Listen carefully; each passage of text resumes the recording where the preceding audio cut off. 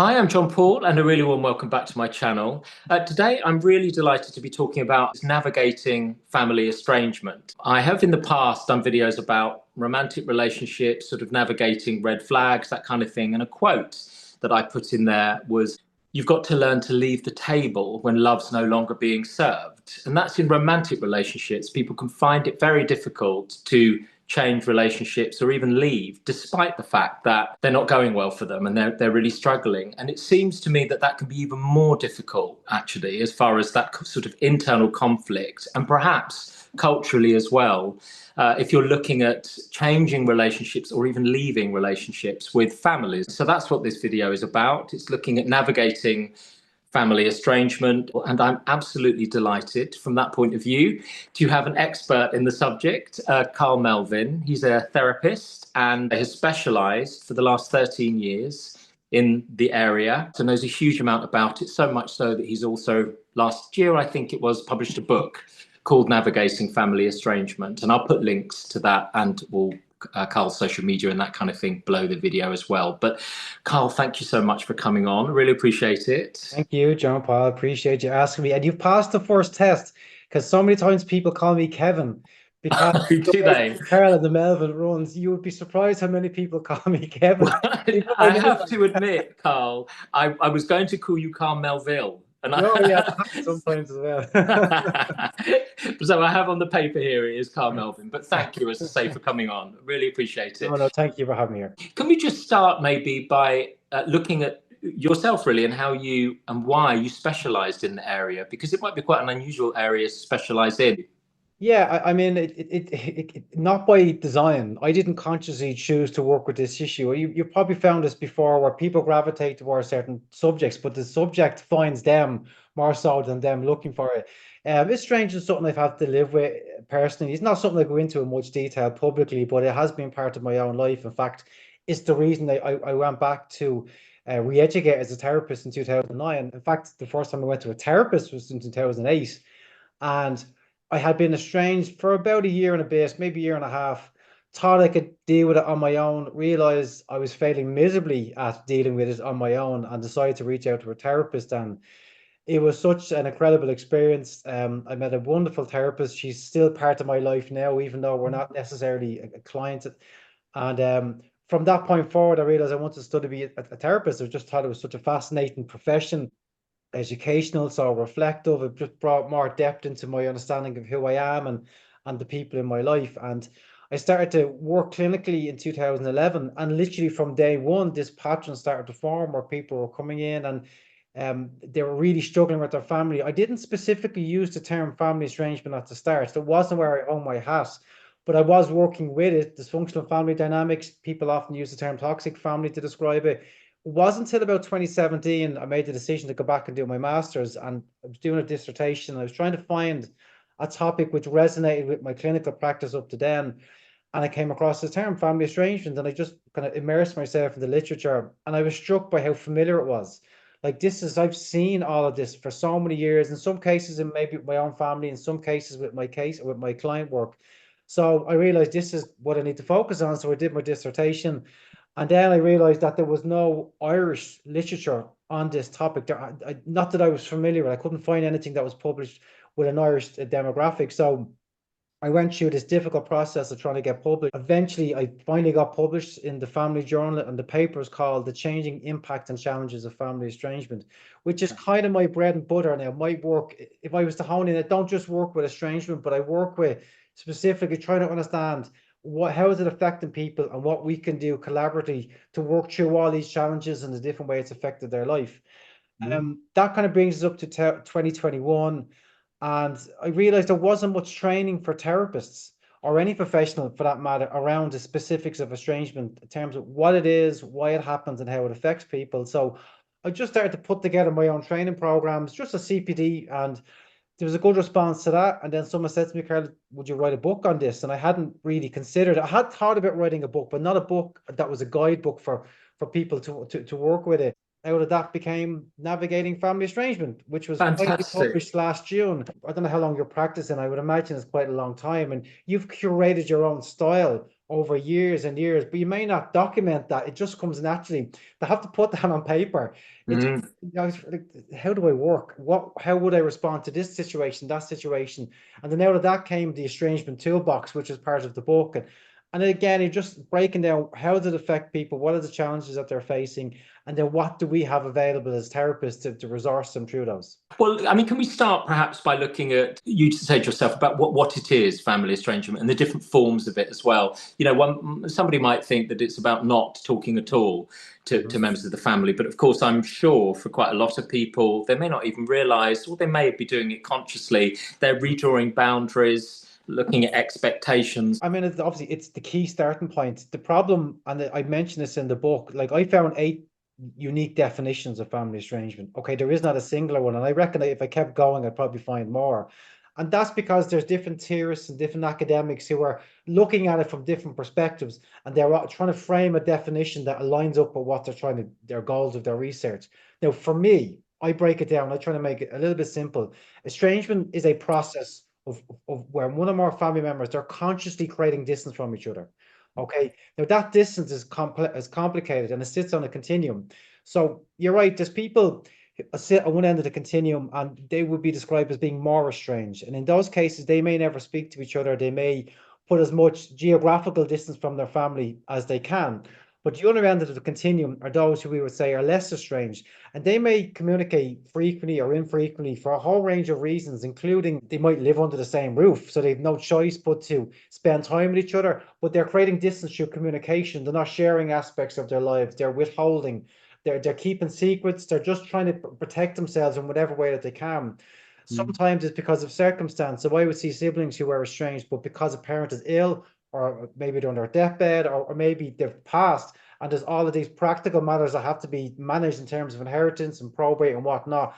That might mean they have to communicate. Sometimes guilt and shame play a huge part as well. So family, they don't actually want to be around each other, but they feel compelled to.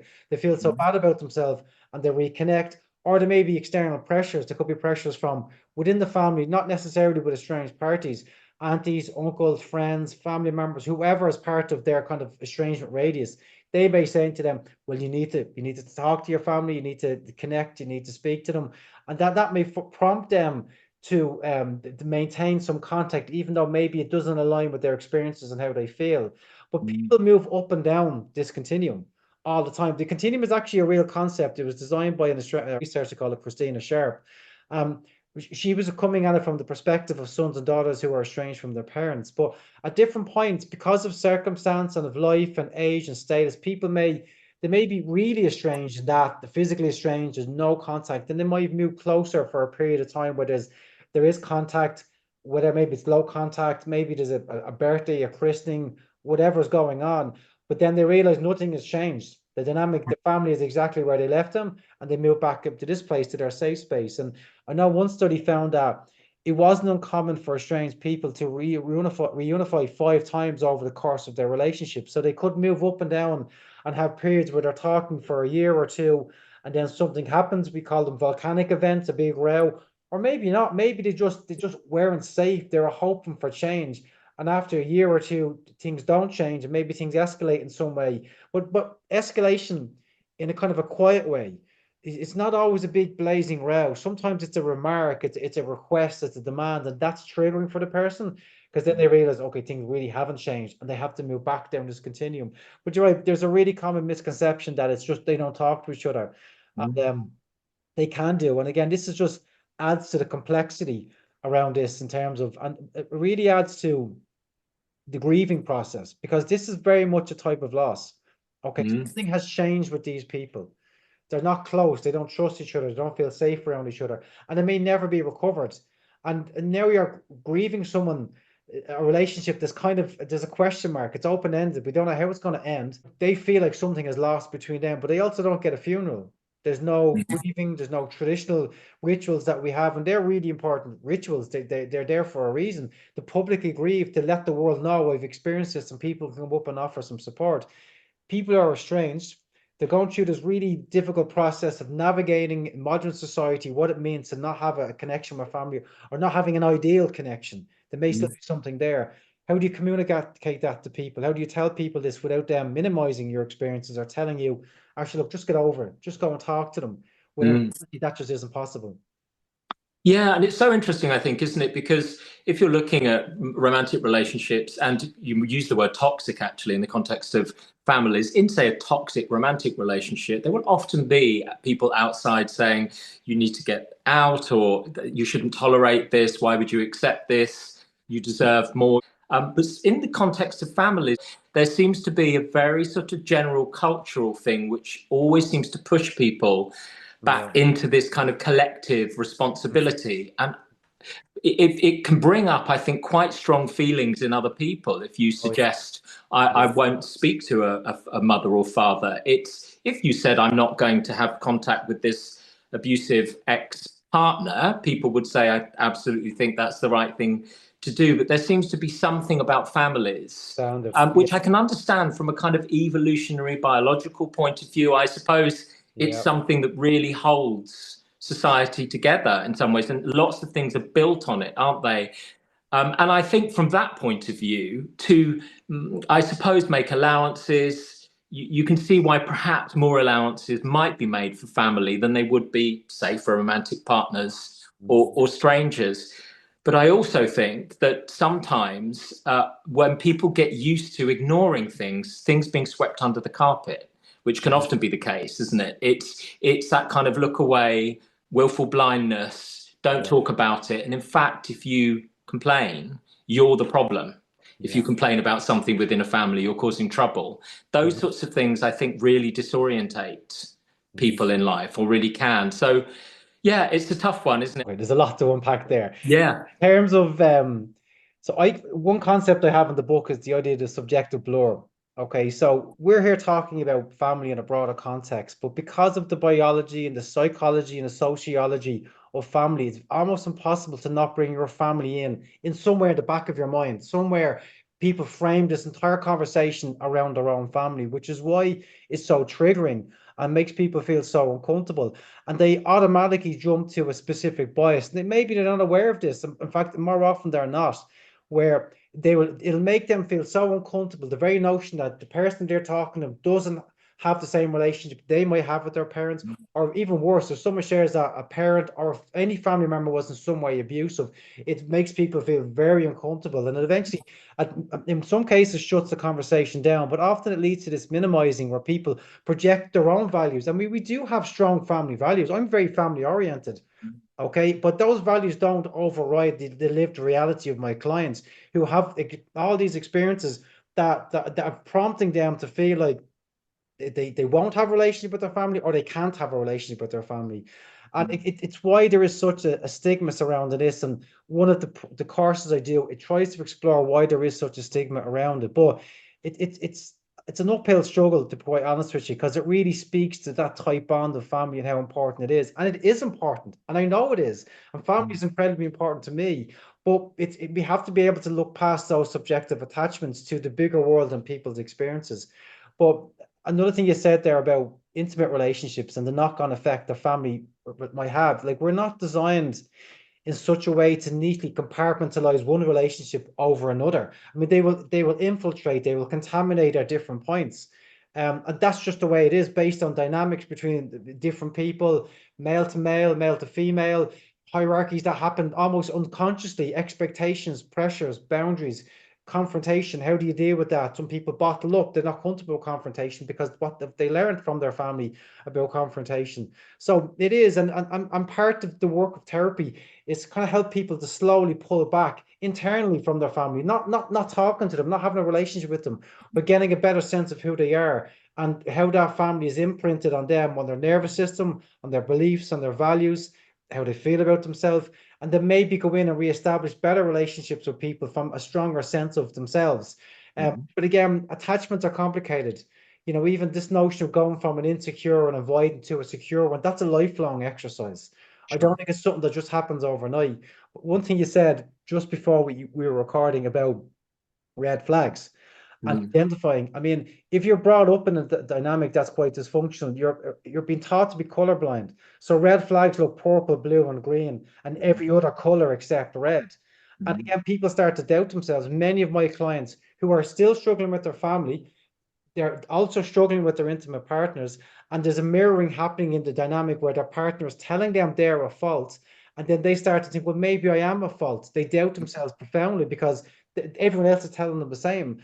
And part of what we're doing, and you understand this as a therapist, validation is core to what we do.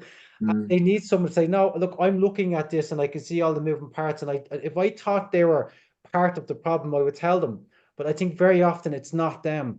They're just calling this crawl for people just projecting all their own stuff and refusing to reflect, to go inwards and go to those difficult places. And by naming it, by actually calling people out on their behaviors and lifting the carpet, so to speak, you're right, they are enemy number one. They then become the scapegoat because they're making everybody feel uncomfortable. But I think in our society now, you look at the mental health crisis, look at the addiction crisis, look at all the problems we're facing. We've actually run out of carpet. There's no more carpet left to push this stuff under. And it's bleeding into the healthcare system, it's bleeding into all different aspects of our society. And now part of my work and others who are working with complex family issues, like we're literally just trying to talk about this and create platforms where we can discuss it. It'll be different for different people, but what are the kind of themes you would see, the reasons why people might become estranged? Yeah, and it's complicated because it happens for a whole range of reasons.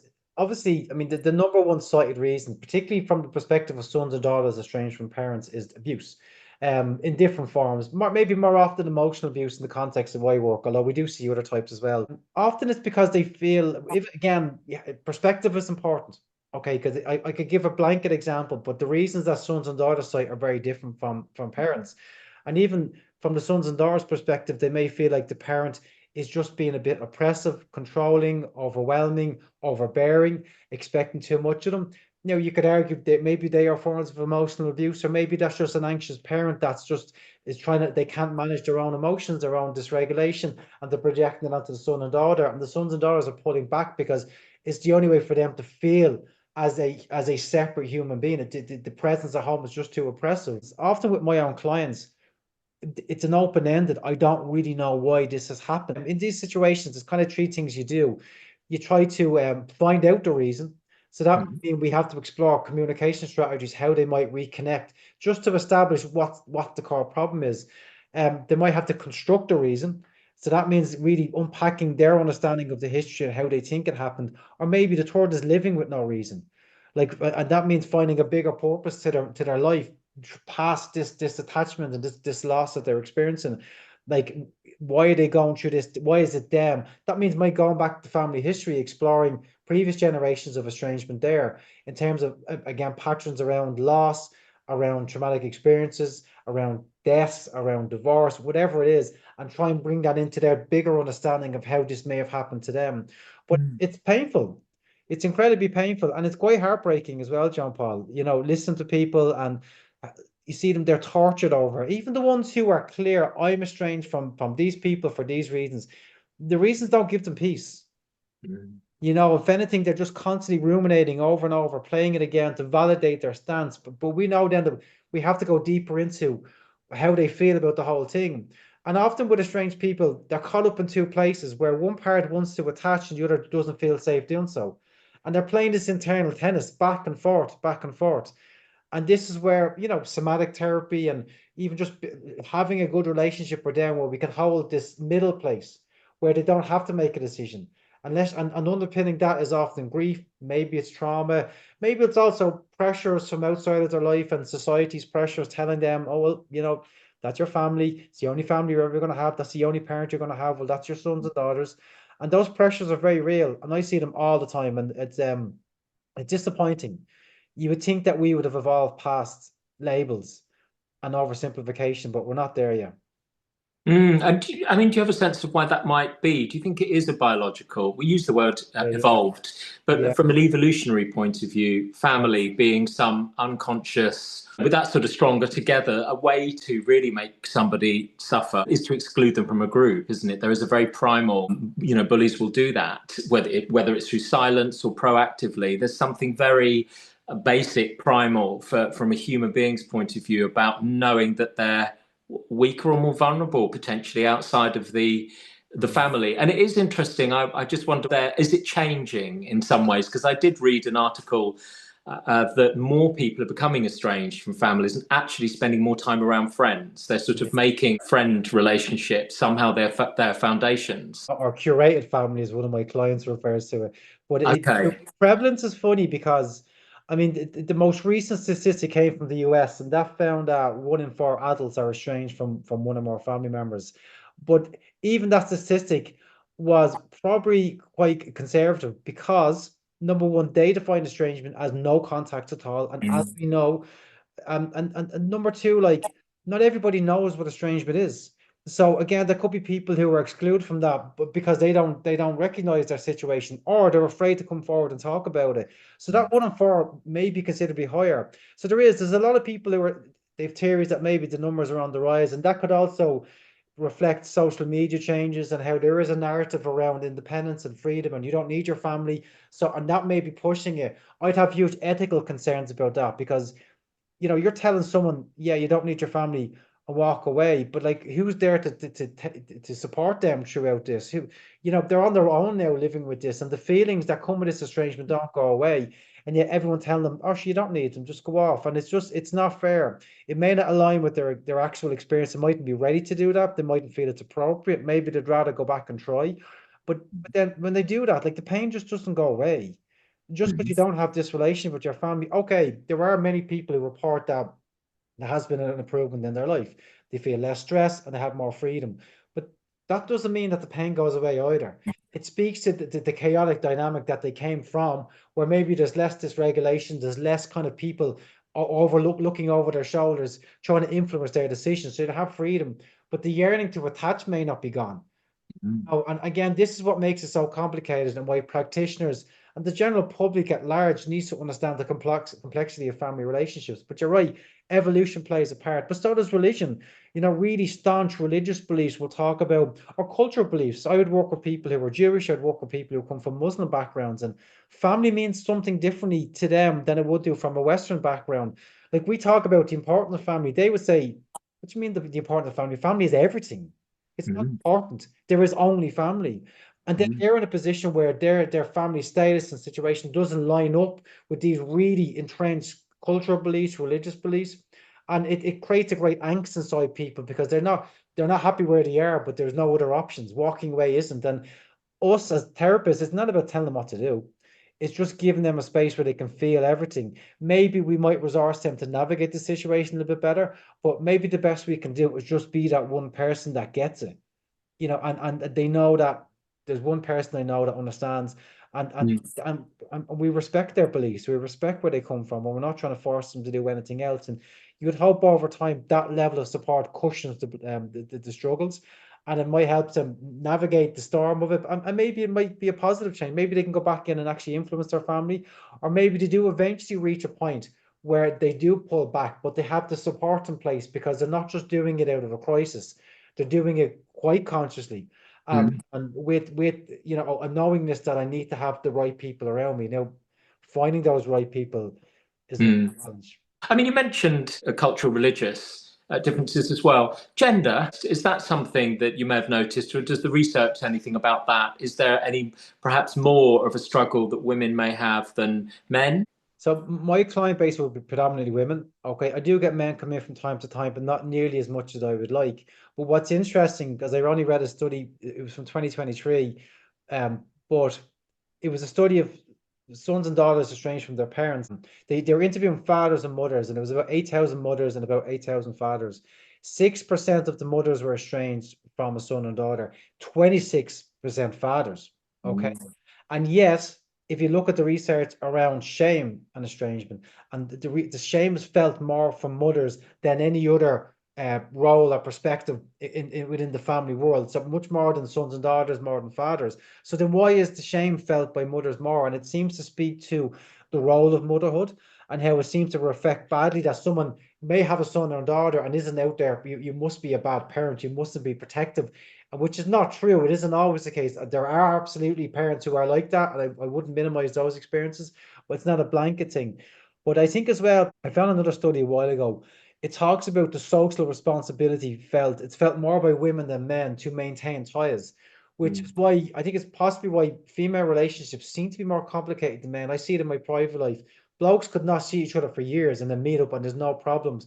Whereas the expectations are much greater on women and they feel it and they're working hard at when someone doesn't might fulfill it or doesn't respect or honor the investment that someone's making, then someone seems to be offended by that. But then you factor in estrangement and a parent or a mother who is estranged from a son and daughter. Yeah, they're going to feel it because they're like, well, it's on me. This is all on me. I have to fix this, but it may not be fixable. I'm working with two siblings at the moment who were estranged, but it was the mother who contacted me. She's devastated there that these two siblings are not close. So there's definitely a feeling that the women feel it more.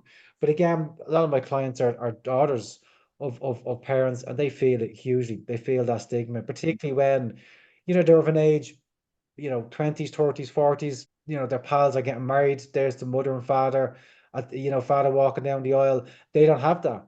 I had one client recently and she got married and like literally her friends had no clue of what was happening with her family, had no clue, she had no relationship. They realized when she was walking down the aisle with her partner's father and her parents were not there at all. And they were invited, by the way, and they chose to not go. Right. They treated her horribly as far as I'm concerned. But again, she was so afraid to talk about it publicly. Now her friends think she's incredible now, okay? But she was so deprived of that support because of the shame that she felt and the fear of judgment, the fear of minimizing, the fear of being told, "Oh, you have to reconnect," because she's done that. She's tried to reconnect. And again, there's a presumption that, if someone shares estrangement, well, you haven't tried, you need to try harder. Many of my clients have been trying for years. Like this is the last resort. This was not something that they just chose overnight. It was the process of years of seeing what they could do, testing the waters, maybe trying to improve the relationship, and coming to the conclusion, I can't deal with this anymore. Yeah, it's interesting because an amount that you've been talking about as well is when people find themselves estranged Yeah, from their parents. I suppose in my mind, I would put an emphasis on people who want, nobody wants to, but people who would be choosing to estrange themselves from their families. Would you see a sort of even split of both, or would you see one yeah. more than the other? Just to say, like this estrangement is categorized in different ways. Often the most common way is the perspective, the category of sons and daughters, the category of parents. But my preference, the category I like the most, is whether it's voluntary or involuntary, what it shows or not, because that's more telling to me. Because the experience is very different. You're right. I would have people who they didn't realize they were estranged until there was a picture of a wedding that they weren't invited to, and then it's like, oh my God, like what has happened? Or a birthday came around and they didn't get a card, and or whatever something has happened and they were excluded from it, and then they send like a text message and they get no reply, and then they're devastated by this, absolutely devastated that they've been cut out in this way and it hasn't been expressed to them. In other cases, maybe it was expressed to them, but in a way that was aggressive, verbally aggressive. Like, you did this and I'm not speaking to you anymore. And that's devastating as well. And that was one of the findings in my own study. And when I know someone is involuntarily estranged, I don't project, I don't presume they're devastated by it. And believe it or not, some are relieved as well. Okay. But you're right, it's an equal balance between those who chose it and those who are voluntarily estranged. They now have to live with the decision and the weight of the decision and the reality of the decision and the consequences going forward. Same way as those who involuntarily estranged, they now have to live it. Well, what did I do? And how do I move forward? And do I try? Is this open-ended? Is this going to go on for a month? Is this going to go on for a year? And they're quite devastated by it, really quite devastated. Yeah, I can see that because I suppose when you think if somebody's voluntarily estranged and it's a choice, but they might still be devastated. It is a sort of self-protection, and they may experience the relief of not experiencing the things, the reasons they've done it. But still, as you say, that grief, loss, what might have been seeing other people with perhaps parents where they have seemingly good relationships, all those things will still be experienced, won't they? Even though it may be somebody's choice to do it. Yeah, yeah, but the double-edged sword is that it's so prevalent as well. Like, you see so many people seem to have a good relationship, and then maybe you don't know what's happening behind closed doors. Okay, 1 in 4 people, based on the research, is estranged. That doesn't mean everybody is in the room is estranged, but it means that you'd be hard pressed to find someone who doesn't know somebody. And that's how I frame every conversation around, especially the groups. You may not be personally affected by it, but I'd be surprised if you don't know one person that is. Mm. You know, but then why can't we talk about it? It's often compared to other sensitive topics, but now we're trying to get ourselves into a position where we can have the conversations. But social media, again, it's good and bad. You know, you could make a great connection with someone. It could be very validating, and all it takes is that one person. And I make a point of taking screen grabs. I protect the names. I don't share the names or anything like that, but just the judgmental remarks. And like, look, this is what's out there. This is what people think. This is what people are saying. And you can have 100 positive and that one really judgmental, harsh remark will stick. Sure, very human, isn't Yeah. it? I mean, you were talking about navigating generally, and that's what your book's about. And you talk about, I think, a toolbox. Well, you've probably mentioned a few things up to now, but what would you say about that? Yeah, so I suppose the idea of the toolbox was to break down what does the client need. And like, for example, even if it's validation, like if someone wants to understand estrangement and how do I help my clients, but it's not enough to say you validate them. What exactly are we validating? So the idea of the book was to offer more depth in terms of, well, we're validating who they're estranged from, like the significance of that role, but also not just who, but how many. Okay, because often people inherit, if you're, let's say you and me were brothers and we were estranged, our parents may be closer to you or they may gravitate towards your side. All of a sudden, I'm now secondarily estranged from them, but they may have extended family, aunties, uncles, and they're closer than me. So I've inherited estrangement then as well. But also, let's say you're living at home with the parents and I have a pet and the pet's at home. I've now lost that relationship with that pet. I could have lost my historical significance to the home that you're in. I could be losing medical history.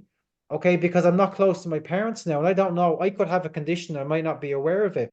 I could have toys, clothes, anything that is significant to my history of sentimentality, they may be gone as well. So straight away, these are things that we're trying to offer more depth to our understanding of what this person has lost.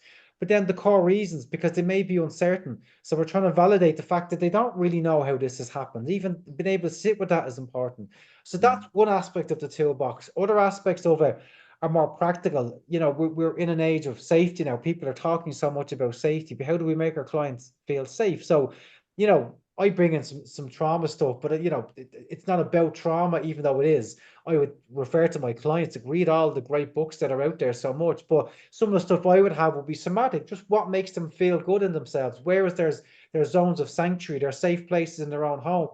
Um, but a big one I'm finding is how do I resource them for an event coming up, whether it's a wedding, Thanksgiving, Christmas, and I'd have my own approach to that. And part of that is kind of pre and post visit kind of stabilization. So what can we do in the weeks and the months leading up to this event to try and regulate them? What planning can they do ahead? Making sure they have buffers there. So if it's a wedding, they might be able to bring a partner. Right. Well, what does the partner need to know? What do you need your partner to do on that day? A big thing I find is that sometimes the partners are really angry with the way their husband or wife or boyfriend, girlfriend, whoever has been treated, and they're bringing that anger to the event, but that's often not helpful. Okay, the client Mm. wants calm. They just, I don't want this to kick off. So that's Mm. what they're asking, but finding the language to express to them, please, this is what I want you. If someone says something, ignore it. Okay, if they're trying to push buttons, I need from you. This is what I need. I know it makes you angry. I know it's not fair, but this is what I need from you. But Mm. also, you know, going in and managing the dynamics of like, you know, this triangulation, this conversation's happening over there, and they're saying this, and they want to get involved in that conversation. How do I stay out of it? If someone comes up and says, "You're going to come over to this table and talk to us," how do you manage that exchange? You know, there's a lot to do with, and then post stabilization is after the visit, they're coming down. Okay, they've been up, nervous system up, up, up. Now they're coming down, and they could come outside that window of tolerance where they become quite apathetic and quite depressed, even if nothing has happened. But there's so Mm. much cortisol flooding their system Of that course. they crash. And also, they need a period of debriefing as well. They may need to go off and talk to somebody, you know, whether it's friends. And I often tell my clients, like, try and have, like, make sure they have good plans after this event, like something nice, that's something to look forward to. And they might also need an exit strategy because if it gets hairy, if it gets confrontational, if there's drink involved, for example, they Mm. need to have some way. So again, it's a lot of it is practical stuff. Not, I don't believe it's groundbreaking what I've done, but it's just naming it and Mm. just putting it down and getting people thinking about what they actually need to do to manage this situation. Mm. Yeah, and I suppose managing themselves within Yeah, that, in some ways, exactly. is what Self-management. a Yeah, lot of it's about, isn't it? And yeah, that in turn will affect the dynamics of relationships if we are managing ourselves. Also, it was interesting a point you mentioned about a partner or a spouse holding the anger. Yeah. in some ways, because of course they will come into environments potentially that we'd be used to, and they'll be Mhm. saying, why would you tolerate that? Do you notice that that person favors that person, or they seem to talk to you like that? And I Mhm. think on the basis that most of what we do is sort of pattern forming, isn't it, and not really thought about, particularly with families. We're very used to dynamics that we're not even that conscious about. So the role of a spouse can sometimes be the person who's saying, do you not notice what's Yeah. happening there? They can come in as an observer, and they can be very beneficial. A spouse can be brilliant, okay, if they come in with the right ear and the right eyes and they're open to it. Some are very closed off because again, all they know is their own family. I remember I was working with one client for a while, and her mother was quite elderly and she was estranged from her, but she met her partner later in life as well. All he sees is this lovely elderly woman that couldn't hurt to fly, whereas my client's like, she has been horrible to me for years. And even though she may have mitigated some of her behaviors, it's still in her. She knows it's there. She doesn't feel safe around her. So her partner wasn't able to support her at all. I see. Tried to get him onto a call, and I don't think she didn't want to do it. Like, that's again up to her. If she doesn't feel comfortable, that's fine. But being Mm. able to have a third party tell him, look, this is how I view what's going on, and this is, he might listen to me, or he might listen to his wife, knowing that there's another person there. But Mm. it's such a key role. But you're right. Like, they don't, if they don't have, they've never experienced this before, and they've been lucky enough to be brought up in a fair environment. When they're exposed to this unfairness, it can enrage people, and they get very protective. And in one sense, it's lovely, okay, that they're so protective of their partner. But ultimately, is it helpful? Mm. Unfortunately, it isn't always. Yeah, I suppose again it goes back to that thing of not catastrophizing and getting enraged, and also not ignoring it. There is somewhere in the middle, isn't there? Well, that's it. Um, Look, you can't make it better, but don't make it worse. yeah. I mean, if you just be there, just Mm. present, and even physically, if they can't, if no wise words, holding someone's hand, giving them a hug when they're in that dysregulated state can be powerful in itself. But just knowing that, because you're right, we're talking about people who've not gone through training, they've no psychoeducation, and then nor should they in some sense. Like, this is their world has not been, this is all alien language to them. And Mm. one thing I find as well, I don't know if you've seen this. I mean, most clients are voracious readers. They study a lot about self-help, a lot about psychology, but they bring their language back to their family. And I'm like, but your family are not reading these books. Like, you're Mm. talking about boundaries, you're talking about all these different concepts, and you're talking an alien language to your family. So if you want to communicate with them, you need to find a common language. And it's often grassroots stuff. Now, some families, there is no common language. They're not interested in it. Okay, because it means that they have to change, and they ain't doing that. But sometimes being able to come in with the right appropriate words to describe what's happening can be useful. But perhaps to talk about that a little bit, the communication side of things, changing something through communication, and as you say, use the word boundaries. I also think, when you were talking about that partner with the mother, Mhm. sometimes as well, the mother will be actively being Oh, different, won't yeah, she? yeah, yeah, yeah, The two people in a room, she knows what she can say to her daughter or what she does say. And some yeah, of it's non-verbal communication as well, isn't it? yeah. And Oh, then maybe incredibly charming oh, to the partner. yeah, I don't. It's not necessarily an unusual thing, is it? That the splitting, I suppose, yeah, that can occur depending yeah. on what the caregiver's like. But And yeah. then you're now you're kind of going into narcissism, and the masks and behaviors, and not being congruent, Mm. which is what a narcissist is. They're different people based on circumstances and what they need from that person. But another tragedy is always this concern for the neighbors instead of the people living under your roof. Worry about what strangers think. Instead of your son or your daughter or your parents, why are you so concerned about the approval of these complete strangers? And yes, but again, an outside presence sometimes acts like a policeman as well. Like, they're just this kind of like, I can't behave the way I want to behave, or the way I Mm. would if you weren't there. So again, they can have a beneficial, but it would be frustrating for a client if the mother is being one way here and another way there. Mm. You mentioned communication, because I suppose some people, they will perhaps adjust expectations. Other people do also, or instead, talk about wanting to communicate to a parent, for example, to change something. And of course, this all works the other way, a parent wanting to communicate with the child. What's your experience been of that? Because I have to say personally, sometimes when I'm listening to clients, I would probably put more emphasis on that internal relationship and how they see it and the things that they can control communication, they can to a degree. But I do think quite a lot of people think, well, if I go and talk to them about it, and if I say this, and if I say it in this particular way, then something will change as a result of that. My parent will change. I just wondered if you had any Yeah. experience of that or reflections. Yeah, it's interesting. So I'm a big film fan, and in movie making, they often say that "show me, don't tell me," and what that means is that often they spend too much time explaining the plot to you instead of demonstrating the plot to you. Okay, Right. so in communication, especially when it comes to setting boundaries, sometimes I'll tell my clients, don't tell them you're setting the boundary, just set the boundary, and that's it, and let that be it. And they fall into traps of over explaining. It's a balance between over and under explaining things, okay, in terms of they don't explain enough, or they go into way too much detail in terms of what the problem is. And you want to be treated with self-worth. You want to be treated, or sorry, with worth. You're someone of value. You need to act as somebody with value. And people of value, they don't go around saying, I'm saying no because this is my reason why. Now, maybe that's necessary and appropriate, but often it's no, I'm too tired, or no, I'm not doing that, or I can't do that. And so again, each family is different, and the approach you go in has to be taken in its own merit. I mean, I've had one client who, she's not from Ireland, but she was living over here, and she was estranged from her parents, but she wrote to them, and like this, a lot of this is circumstantial, in terms of she wrote to her parents, and they got older, they were probably in their early 70s. But if she had sent them that letter maybe 10 years before, they would not have been ready for it, but they were ready for it now. And they rang her and they said, "We are so sorry." Amazing. Rare, John Paul. This is not the norm. Okay. Yeah.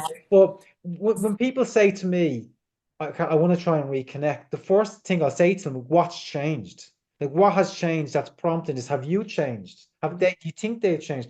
Has enough time passed? What has happened in your life? Did you have kids? Are you just tired of this? Do you want to give it one last try? Do you feel like now is the time? Has something changed in their side? Do you think maybe after a few years, maybe they've softened a little bit? Maybe whatever they were dealing with at the time, maybe that's moved on. Maybe now is the time. But timing is such a key part of it. But it is that exercise of what, like, why now? Like, why are we doing this now? And then Mm. it's a case of, okay, what have you done in the past? Like, how have you tried to communicate in the past? Was it a conversation? I mean, we've technology, we've all these mediums available to communicate. It doesn't just have to be a physical letter. It doesn't just have to be a phone call. It can be a WhatsApp video note. It could be a WhatsApp voice note. We have different means, and I think video can be useful because it's not like letter can be misinterpreted. Okay, email Mm. can be misinterpreted. It's harder when you've got voice. You can see my face. You can see my broken voice trying to talk to you. Okay, there's more depth to the exchange, and maybe that might reach them a little bit differently. I'm always looking for bridges. When people come in and they talk about the problems with their family, they're showing me all what's wrong. Okay, they're telling me, I'm like, well, what worked? Like, what do you have in common? What do you share?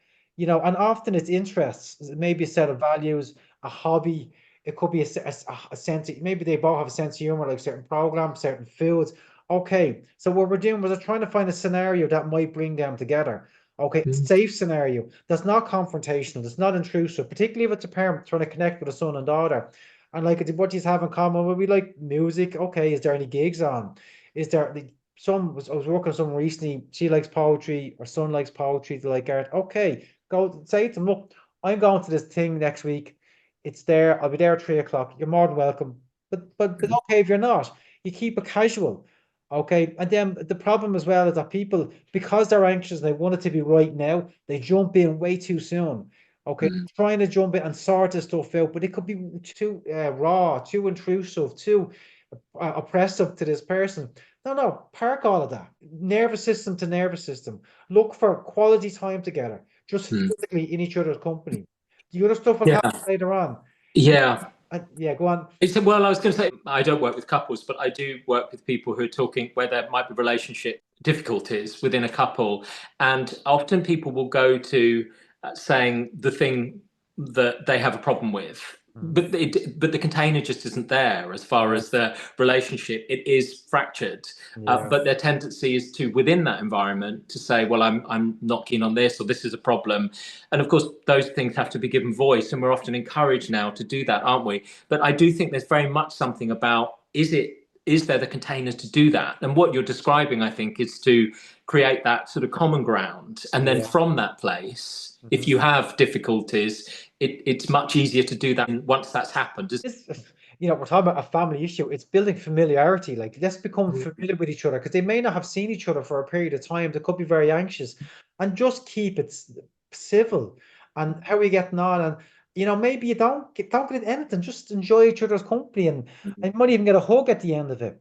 And like the problem as well is that expectations, people get all excited, like, oh, this is it, like, and then they become very disheartened when nothing happens for weeks or months or maybe even years after that. But to me, but there's some willingness there, okay, and that you can work with that. It's the people who it's all on their terms, or then there's no terms whatsoever. That's the problem. If there's some willingness to spend some time around each other, then that's you can work with that. But it takes time. It's a long game. This is really reconnecting with, and even if the estrangement hasn't been too long. Okay, but there's obviously a history of issues that haven't been addressed. Not everyone is comfortable with confrontation. Not everyone feels like they have the language under pressure. That you know yourself, especially dysregulated, very difficult to access language sometimes. So Sure. they can't find the words. So again, sometimes we do kind of role playing where we script certain things, and I might even get them to write down what they want to say, and we want it to be. In an ideal world, it's a natural, organic conversation, but they may have things that they want to say. And if somebody is defensive, they'll shut it down. So, but if they have kind of a bullet point of certain things they want to say, but also clear on what they want to say, you would hope it's accessible somewhere because they've taken the time to document it, really think, what do I want to say? And some of it might present itself in that exchange.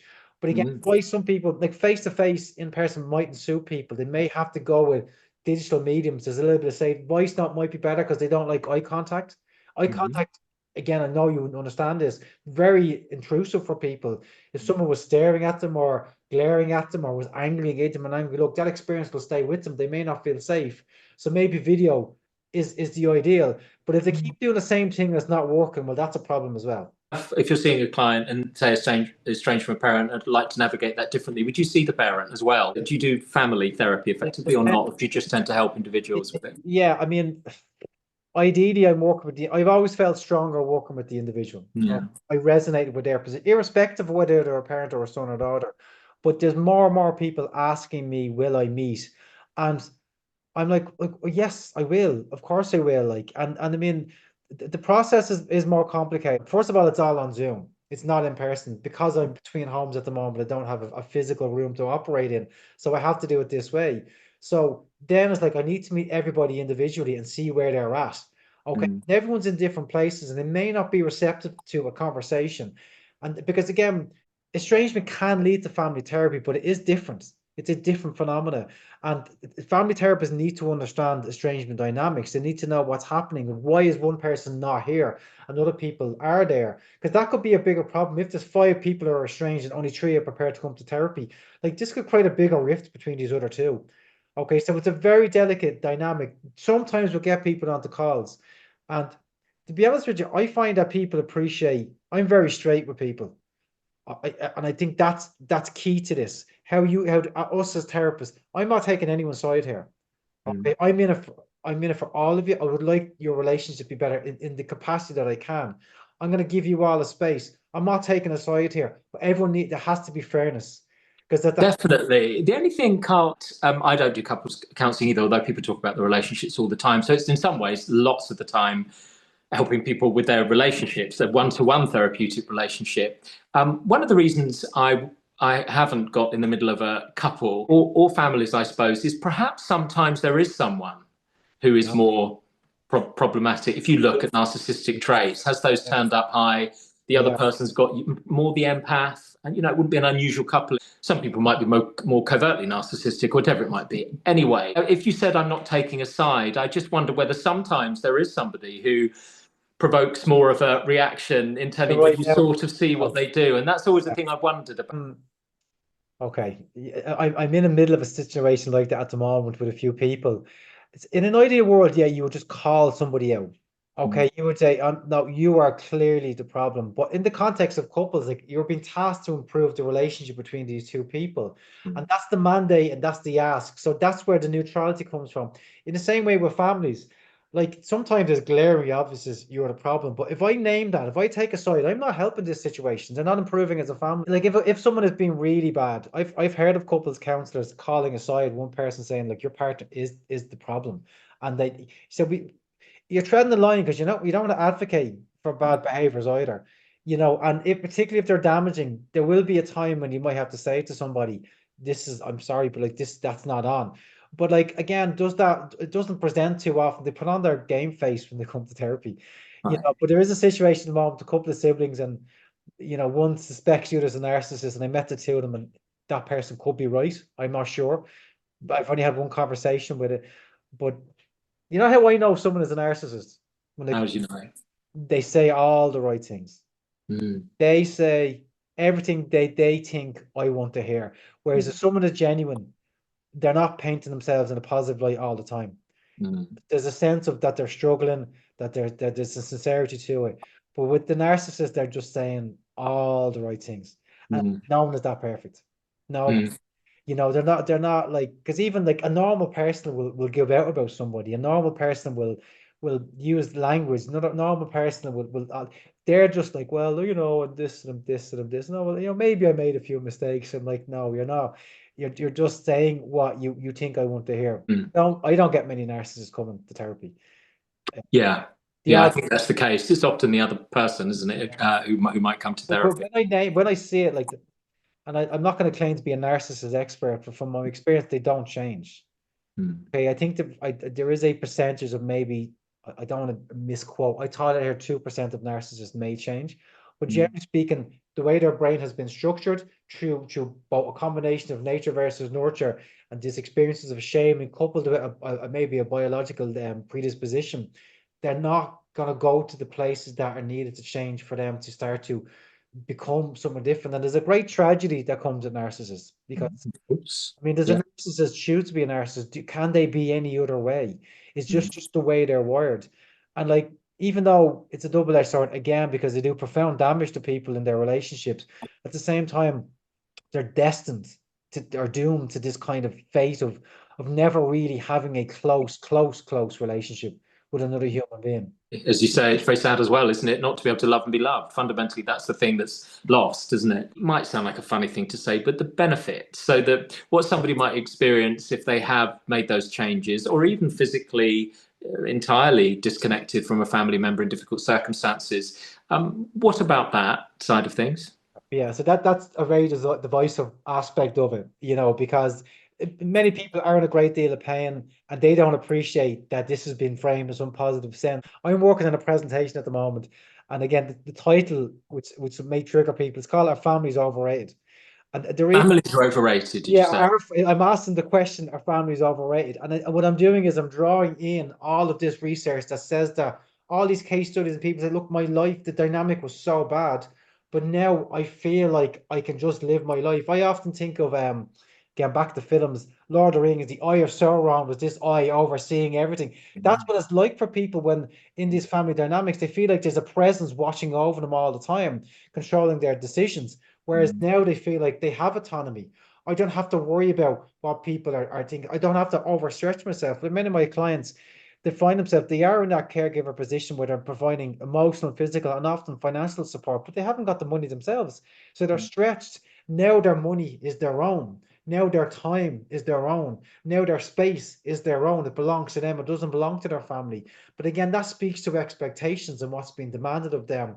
But also, like I'm always struck by how normal this is within within certain families. Like this is like, yeah, of course you give us money. Of course you sacrifice all your time. It's like they just think this is the way it's meant to be. And they don't question it. And then people pull back and they see how other families behave, how they relate to each other. And then they're like this, they're baffled by it. But they needed that. They needed to pull back for that re-education, so to speak, to actually see what's normal in other contexts. And then there's no going back. Once you see, you can't unsee. And mm, especially when it comes to narcissism, people are often blinded to the narcissist until they reach a really critical point, And it's like, and then they can't unsee it, and they can't look at the person the same way. They can't relate to them in the same way unless Mm. that person owns up and changes, which often they don't. Sometimes they do. They're not the narcissist, but some family members, they are so caught up in patterns, or they're in a great deal of pain themselves, and they're so caught up in their own reality, they are emotionally removed from their family. They might have a wake-up call. Okay, you would love to think that they realize, and they might reassess their values, their priorities. That might be a result of a health scare, another relationship loss, whatever it is. You would hope that, or maybe even a life stage, they maybe get to that kind of 60 plus developmental stage where generativity is important, and they're looking at their legacy, and they're looking at what am I leaving behind. That might cause a reappraisal, and then Mm. might change it, but then maybe not. I've had clients who parents turned on them on their deathbed. Like that, like they didn't, they changed, they stayed who they were right up to their dying breath. Mm. I think when you were saying about the Eye of Sauron or whatever, because that quote, that Nina Simone quote about you've got to learn to leave the table when love's no longer being served. That what is love is Yeah, a big question, isn't it? Because some of the things that you're describing, always controlling, give us money, you're told that that's loving behavior. yeah, And yeah, I think that can be very difficult as well, isn't it? We've been brought up, we are used to feeling fear and anger within love. That's a part of yeah. somebody's experience. But yeah, certain behaviors are loving behaviors. If you love me, you would. This is only because I love you that I get so angry. All those kind of things, which are very disorientating. No, you're right. Love is not transactional. Okay, Mm, but that's what they've been taught. mm, Okay, and your value is the transaction, not for who you are. But to change that is a whole lot of work. Like probably a lifetime of work. I say this, whenever I give training, just about my own situation. I'll be working on me for the rest of my life. I know I will. I've accepted that. That's life. It could be worse. I could be living in a war-torn country. I could be sick. It could be all these different things. This is my cross, and I'm fine with that. Same with the groups that I'm working with, the people. A lot of them are therapists, and I think it's nice to hear that, because mm, there's pressure on therapists to be okay all the time and to be fully healed and to be fully. It's something that we strive for. We work on ourselves, and I have my own therapist. I have a supervisor. And it's something that we're always working towards, but there isn't a finished product. mm, There isn't, and I think taking that pressure off people to just be, and they're fine, and you don't have to be this super healed person to be a therapist either. Just as long as you know what you're bringing into the therapy room, and you're leaning on your supervisor, and you're being brutally um reflective and honest, not in a harsh way, but just mm. the light has to be shone in every corner. Absolutely, yeah. You mentioned love being transactional there as well. I think one of the difficult things that people can experience too, which is more difficult to notice as well, perhaps, is conditional love. So, love, I remember somebody saying that their parents said, you can be a doctor, a lawyer, an engineer, or a failure. So it is that you are very much loved by someone if you do these things. So that's sometimes more difficult to notice as well, isn't it? The parts are made to Mm. go into hiding or not exist or be of less value. So again, in the name of love, potentially, because a parent might say, "Well, it's because I love you." And it's intended to be something that's helpful. I guess it's well intentioned on some level, but that's a difficult one to spot as well, I think, isn't it? Because adaptive children will shape themselves in a way that is lovable. Perhaps if you then look at narcissism, yeah. Yeah, but you're right, and it just speaks to the complexity of love, and the love between a parent and a son and daughter. Like, the love could be genuine, but they've inherited so much other stuff that find it very hard to just let the child grow organically or be who they are. But the sadness, that the tragedy of you're a doctor, you're this or that, like that child has gifts and strengths that are devalued, because obviously they're coming to me for family problems, and that becomes very consuming in terms of our hour. But sometimes it's not. I'll say, no, it's let's move away from that and look at other aspects of their life, because Mm, we're trying to encourage a redirection of energy away from this into other things. And one thing I try to get my clients to do, and it's not a pressure thing, it's just a nice thing to do, is start a project. Okay, now they don't have to write a book, it doesn't have to be an art, you don't have to go back to college, but just something to invest that energy into. They might know what it is, that's fine. You're just open to the idea.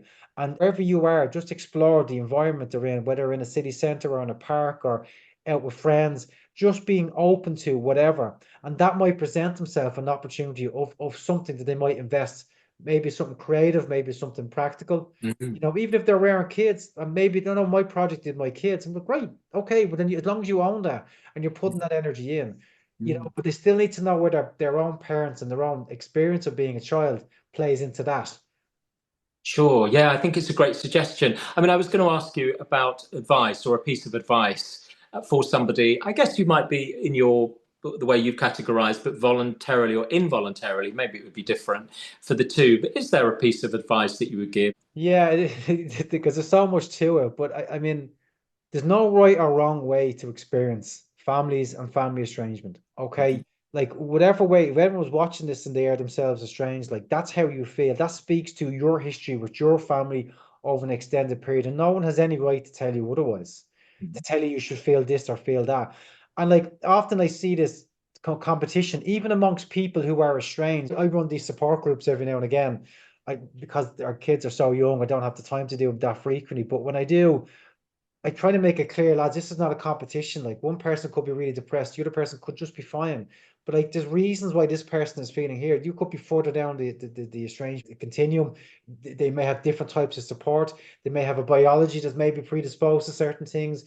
Maybe their lifestyle is different, maybe their age is different, maybe the type of support. So there's mitigating factors, and that's context that we need. And we always have to hold on to context.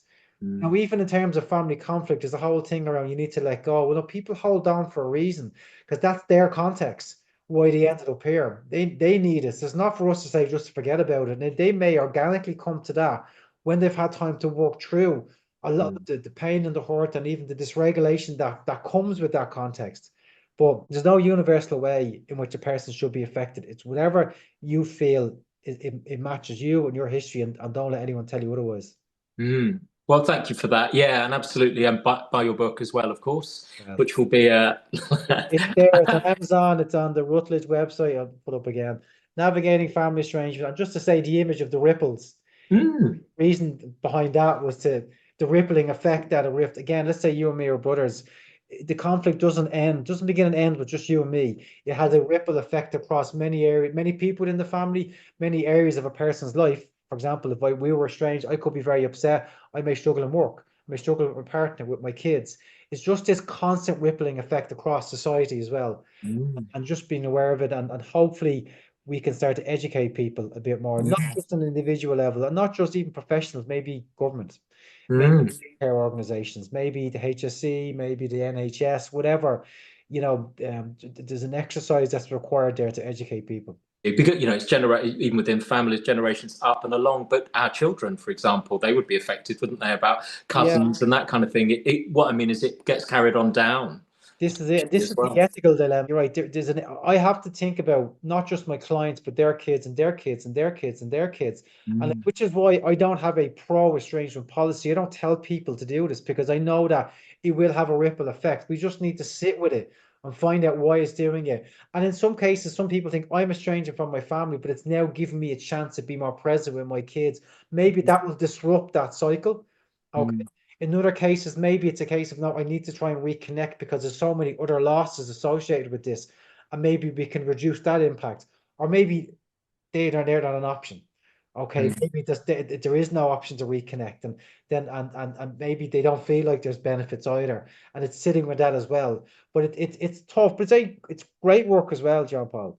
Like Mm. how I'm framing it as a negative, and it's heartbreaking, but it's lovely to be there for our clients, and it's so Mm. educational for us. We learn so much about families. Thank you so much for that. I do tend to ask people just two more questions Of before the course, end. One of which is, generally, there's a lot of therapists or trainee therapists, people coming into the profession that watch the channel. So, advice for people coming into the profession, if you have any, that would be the first one. And the second one is your favorite piece of life advice, something I guess you would tell your children, for example. But the one about therapists coming into the profession, what would you say yeah. about that? Well, look, first of all, they're badly needed. Okay, there will not be enough therapists, but it's like any profession, like you have to find yourself in the profession. And like that's a struggle for a lot of people. It probably took me 10 years to find my flavor, how I am with my clients. And in many ways, it's actually the same as I am with everybody else, I realized. I was putting on a therapist hat. And I realized I need to take my therapist hat. Yeah, theory comes in, there's professional practice, there's boundaries. It's not a friendship. We understand that it's a therapeutic relationship. But fundamentally, I'm still me. And that's what makes it work. Okay, it isn't the model and it isn't the approach. It's simply that relationship and me being me and reacting and responding as naturally to them as I can. That's what a therapy is. So yeah, the trainees and coming in new to the profession, do your training, of course, learn, do your early hours, value yourself as a trainee as well. And that's a huge problem here in Ireland. A lot of trainees are not paid. They're expected to work unpaid, particularly for different charitable organizations, and that's a different conversation, but it's a huge Yeah. problem. In terms of advice, life advice, I mean, I don't have anything massively insightful other than like giving up has never been an option for me. Mm. Okay, it's just not an option in life.